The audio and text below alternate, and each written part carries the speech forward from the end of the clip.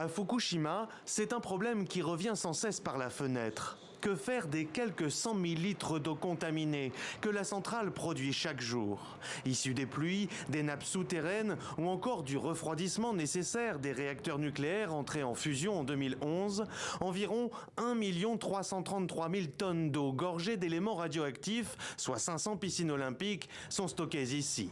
Mais le site arrive à saturation. Voilà pourquoi l'opérateur TEPCO et le gouvernement japonais envisagent de rejeter cette eau contaminée dans l'océan à 1 kilomètre des côtes après un traitement spécifique. En ce qui concerne la sécurité du rejet en mer de l'eau traitée par l'ALPS, le système avancé de traitement des liquides, le Japon continuera à fournir des explications détaillées à la communauté internationale sur la base de preuves scientifiques et avec un haut degré de transparence.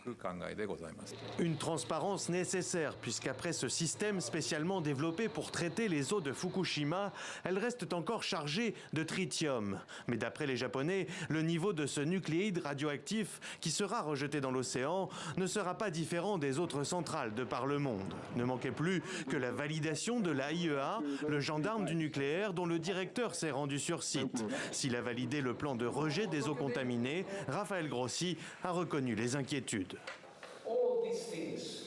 Toutes ces choses, tous ces graphiques et statistiques complexes sont une chose.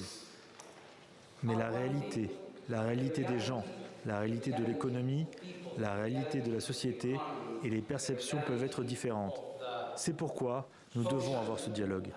Depuis le début du projet, TEPCO et Tokyo font face à la controverse. Localement, avec les pêcheurs japonais qui craignent de voir leur image encore un peu plus écornée, mais aussi à l'international, avec la Corée du Sud par exemple. Si Séoul a assuré respecter la mesure approuvée par l'AIEA, les prix du sel ont grimpé en flèche ces dernières semaines par crainte d'une contamination.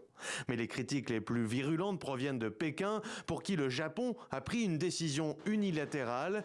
Et selon la Chine, le rapport de l'agence du nucléaire ne peut servir de passe-droit.